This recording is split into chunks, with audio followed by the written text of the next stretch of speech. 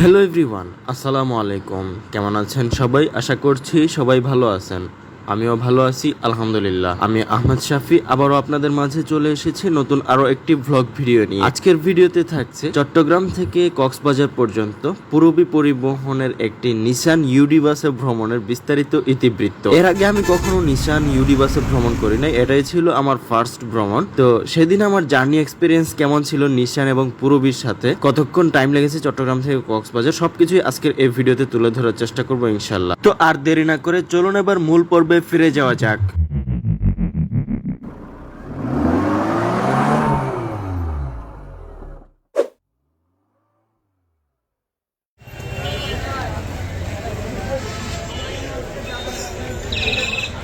27 April 2026 রাত 11টা 50 minute. এখন আমি অবস্থান করছি চট্টগ্রামের সিনেমা প্যালেস পূরবী পরিবহনের কাউন্টারের ঠিক সামনে। সিনেমা প্যালেসের ঠিক এই কাউন্টারটার সামনে থেকে আজকে আমাদের যাত্রা শুরু হবে আমাদের গন্তব্য কক্সবাজারের উদ্দেশ্যে। এই হলো কাউন্টারের ইন্টেরিয়র এবং আউটলুক। তো দেখলেনি, আমরা রাত 11টা 50-এর দিকে কাউন্টারের সামনে আসি এবং আমরা আমাদের টিকিট সংগ্রহ করে নিই কাউন্টার থেকে। আমরা 3জন ছিলাম, জনপ্রতি 360 টাকা করে ভাড়া রেখেছে পূরবী পরিবহন। এখান থেকে আমাদের গাড়িটা ছাড়ার সময় দেওয়া ছিল রাত 12টা 10 মিনিট। ইতিমধ্যে ঘড়িতে রাত 12টা বেজে 15 মিনিট। আমাদের গাইড সাহেব আমাদেরকে গাড়ির কাছে নিয়ে এসেছেন অলরেডি। গাড়িটা একটু দূরে পার্ক করা ছিল, সো কাউন্টার থেকে একটু জায়গায় হেঁটে আমাদেরকে আসতে হয়েছে। যাই হোক, প্রথমেই আসলে মন খারাপ হয়ে যায় যে লাক্সানা শেপের বাস দেখে। আমি লাক্সানা শেপের বাসকে খুবই অপছন্দ করি, কারণ ফ্রন্টে কোনো ভিউই দেখা যায় না। কিন্তু যেহেতু টিকিট করে ফেলেছি, সো আমাদের আর কিছু করার ছিল না। তাছাড়া হচ্ছে চট্টগ্রাম কক্সবাজার রোডে বেস্ট অপশন হতে পারে মার্সা কিংবা সৌদিয়া, কিন্তু আমরা সেদিন কোনো বাসেরই টিকিট পাইনি, যার কারণে আমরা বাধ্য হয়ে পূরবীতে টিকিট করি। তবে একটা ভালো দিক হলো এই গাড়িটার রেজিস্ট্রেশন দেখলাম যে 1460-47। গাড়িটা পুরোপুরি ভাবে চেক করার পর বুঝতে পারলাম যে এটা আসলে হিনো ওয়ানজে না, বরং এটা হচ্ছে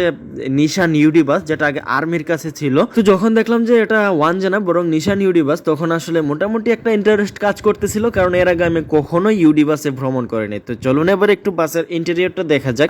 40 আসন বিশিষ্ট ইন্টেরিয়র, সিটগুলো বাংলা সিট, বেশ ভালোই, তবে বেশ পুরাতন 1460-47 গাড়ির রেজিস্ট্রেশন দেখছেন, অনেক পুরাতন। এর মধ্যে হচ্ছে আর্মিদের খেয়ে দেওয়া মাল এই গাড়িটা। তো বুঝতেই পারতেছেন গাড়ির কন্ডিশন আর সবকিছু মিলিয়ে তবু একটা ইন্টারেস্ট কাজ করতেছিল, যেহেতু আমি এইচএসসিসির কোনো বাসে আগে কখনো ভ্রমণ করিনি। সো দেখা যাক কেমন পারফরমেন্স দেখায় আমাদেরকে। সিনেমা প্যালেস থেকে খুব বেশি যাত্রী ছিল না, তবে নতুন ব্রিজ পার হতে হতে একদম ফুল বুকিং হয়ে যায়। আমাদের সিট ছিল সেদিন A12 এবং D1। ইতিমধ্যে আমরা গাড়িতে উঠে গিয়েছি এবং ফাইনালি রাত 12টা 20 মিনিটে আমরা আল্লাহর নাম নিয়ে আমাদের গন্তব্য কক্সবাজারের উদ্দেশ্যে যাত্রা শুরু করছি।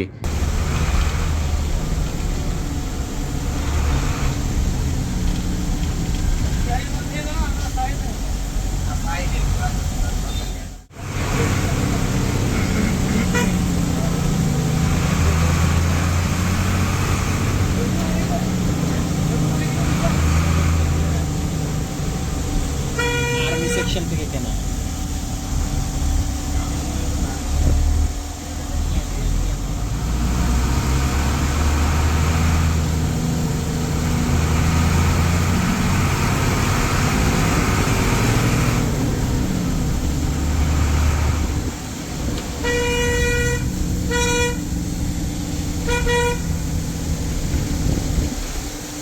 সিনেমা প্যালেস থেকে গাড়িটা টান দেওয়ার পরপরই আমরা বুঝতে পারি যে এর ইঞ্জিন সাউন্ডে আসলে নেশা জাতীয় কোনো কিছু আছে। মানে এটার ইঞ্জিন সাউন্ড এতটাই ফাটাই না, মানে ওয়ানজের চেয়েও কড়া লাগতেছিল আমার কাছে। একেবারে কর্কশ, মায়াদয়াহীন, নির্দয় ইঞ্জিন সাউন্ড যাকে বলে। মানে আমার কাছে এই গর্জনটা আসলে অনেক ভালো লাগে। ওয়ানজেতে এই গর্জনটা পাওয়া যায়, বাট এই গাড়িতে ওয়ানজের চেয়ে আরো বেশি কড়া হট একটা গর্জন দিচ্ছিল। জিনিসটা আসলে খুবই ভালো লাগতেছিল আমার কাছে। আপনারাও শুনলে বুঝতে পারবেন, আপনারা আরো বেশি বুঝতে পারবেন যদি আপনারা কোনো ইউডিতে ট্যুর দেন বা ভ্রমণ করেন কখনো। ভিডিওতে কখনোই বাস্তবের মতো একেবারে হুবহু সাউন্ডটা আসে না, তবুও আমি চেষ্টা করেছি যতটুকু পারা যায় আপনাদেরকে শোনানোর। তবে আরেকটা জিনিস, আমি রিসেন্টলি মামুনের ইউডিতে ভ্রমণ করেছি, বাট এই গাড়িতে আমি যে গর্জনটা পেয়েছি ওটা আসলে আমি মামুনের ইউডিতে পাই নাই। হ্যাঁ, মামুনের ইউডির সাউন্ডও খারাপ না, ভালোই, বাট এই গাড়িতে যে কর্কশ, নির্দয়, মায়াদয়াহীন যে গর্জনটা আমি পাইছি ওইটা আসলে মামুনে পাই নাই। তো যাই হোক, আমার সাজেশন থাকবে যদি কখনো ইউডিতে ভ্রমণ করতে চান তাহলে পূরবীর এই 60-47 গাড়িটাতে ভ্রমণ করবেন, যদি ইঞ্জিন সাউন্ড নিয়ে আপনাদের ক্রেভিংস থাকে আর কি। যাই হোক, ইতিমধ্যে আমরা চট্টগ্রাম শহর থেকে বের হয়ে গিয়েছি। এখন আমরা আছি চট্টগ্রাম কক্সবাজার হাইওয়েতে। তো এবার একটু উপভোগ করুন।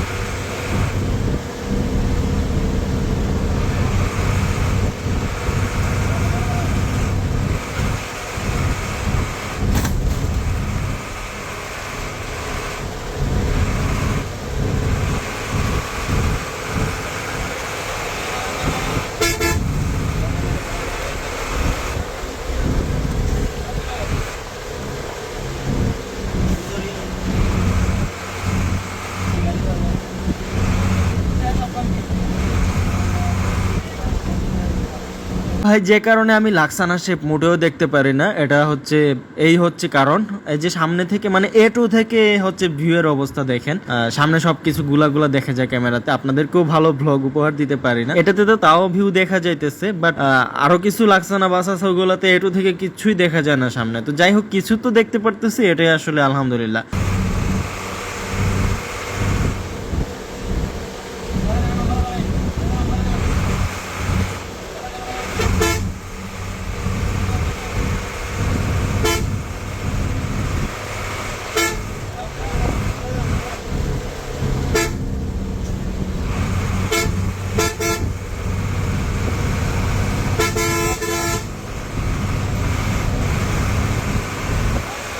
ঘড়িতে বাজতেছে রাত 2:10। ইতিমধ্যে আমরা 2000 সাতকানিয়া লোহাগড়া পার হয়ে চলে এসেছি। আমাদের সামনে একটি সৌদিয়া বাস দেখতে পাচ্ছেন, যে বাসটা আমাদেরকে ওভারটেক করেছিল। আমরা একটু দাঁড়াইছিলাম, তখন পরবর্তীতে আমরা এটাকে আবার ওভারটেক করি, তখন ওই বাসটাও দাঁড়ানো ছিল। পরবর্তীতে আমরা যখন আবার দাঁড়াই, তখন আবার ওই বাসটা আগে চলে যায়। তো এটার সামনে আরো একটা এসালাম ছিল, এটার বাম্পার ধরে ধরে আমরা ছুটে চলছিলাম আমাদের গন্তব্য কক্সবাজারের দিকে।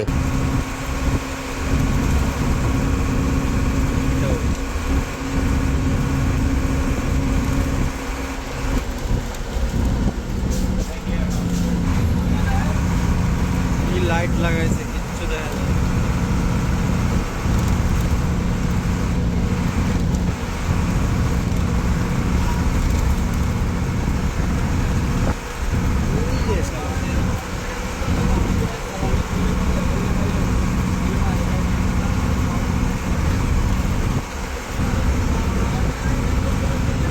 নিশান ইউডি বাসের অ্যাক্সেলারেশন নিয়ে যদি বলি, তাহলে আমি এই বাসটাতে খুবই স্লো অ্যাক্সেলারেশন পেয়েছি। এটা আসলে পুরাতন বাস এই কারণে কিনা আমি বুঝতে পারি নাই, যেহেতু আমি নিশান ইউডি প্যাকেট বাসে কখনো ভ্রমণ করিনি। সো আমার কাছে আসলে বিষয়টা ক্লিয়ার না, কারণ আমি মামুনেও ভ্রমণ করেছি কিছুদিন আগে, বাট মামুনে এতটা স্লো পাই নাই, কিন্তু পূরবীর এই বাসটাতে অনেক স্লো পিক আপ পেয়েছি। হতে পারে গাড়িটা বেশ পুরনো, এই কারণে পিক আপ এতটা স্লো। তবে মামুনের গাড়িটাও কিন্তু পুরাতনই, দুটা গাড়ি কিন্তু আর্মিরা ইউজ করে ফেলে দেওয়ার পর দুটা ব্যানার নিয়েছে।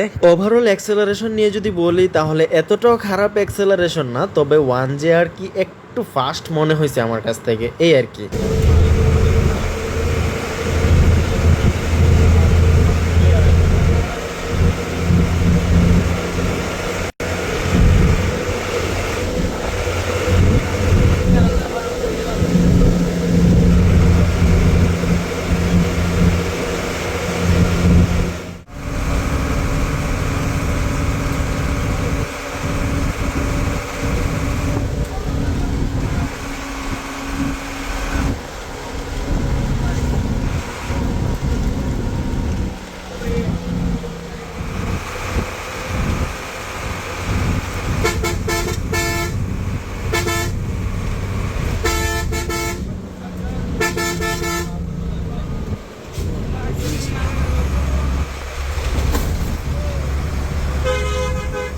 রাত 2:35। ইতিমধ্যে আমরা চলে এসেছি চকরিয়ার কাছাকাছি। এই গাড়িটার মূল যে আকর্ষণ, সেটা হচ্ছে গাড়িটার ইঞ্জিন সাউন্ড, আমাকে যে জিনিসটা খুব বেশি আকৃষ্ট করছে। এছাড়া ব্রেকিং নিয়ে যদি বলি, আমাদের আসলে বেশ অনেকটা পথই বৃষ্টি পাইছি আমরা, তো গুড়ি বৃষ্টি ছিল, যেটা আসলে 1J-র জন্য খুবই রিস্কি। সেই বৃষ্টিতে মোটামুটি মানে ব্রেকিং নিয়ে তেমন কোনো ইস্যুস নজরে পড়েনি আর কি, হয়তো বা অতটাও পারফেক্ট ব্রেকিং তো হবে না, যেহেতু নন এসির জন্য একটা চেসিস বানাইছে। সো ইউডির ব্রেকিং নিয়ে আসলে খুব বেশি বাজে বা খারাপ বলার মতো কোনো সুযোগ আমি দেখি না।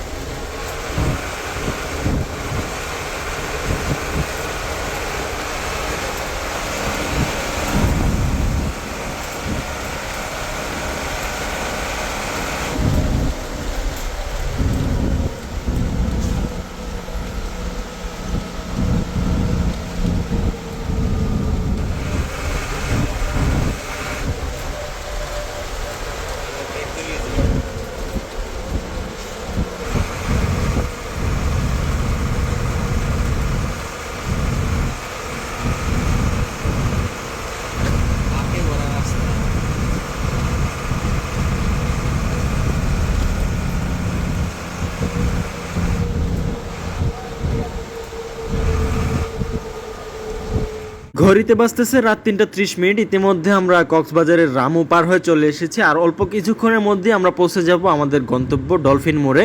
তো গাড়িটার সাসপেনশন নিয়ে যদি বলি, তাহলে সাসপেনশন আসলে পূরবীতে উঠে তেমন একটা ফিল করি নাই, কারণ যেহেতু সামনে ছিলাম সাসপেনশন ভালোই লাগছে। বাট আমি মামুনের পিছনের সিটে বসে আসলে সাসপেনশন চেক করার সুযোগ হয়েছে।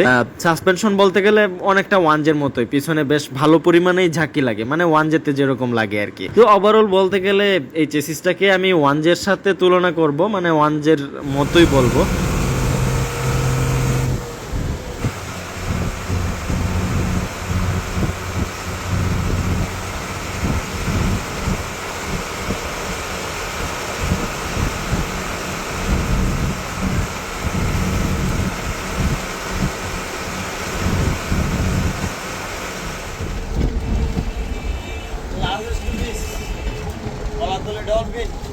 আলহামদুলিল্লাহ, রাত 3:37 আমরা ফাইনালি আমাদের গন্তব্য কক্সবাজার ডলফিন মোড়ে চলে আসি। তো চট্টগ্রামের সিনেমা প্লেস থেকে আমাদের কক্সবাজার ডলফিন মোড় পর্যন্ত আসতে টাইম লেগেছে 3 ঘন্টা 17 মিনিট। ওভারঅল সার্ভিস নিয়ে যদি বলি পুরবীর, তাহলে আসলে ভিডিওতে তো অনেক কিছু দেখেছেন, আমার আসলে কিছু বলার নাই এখানে নতুন করে। 3 ঘন্টার যাত্রা, এখানে আর কি বলবো সার্ভিস নিয়ে। আর নন এসি তো নন এসি।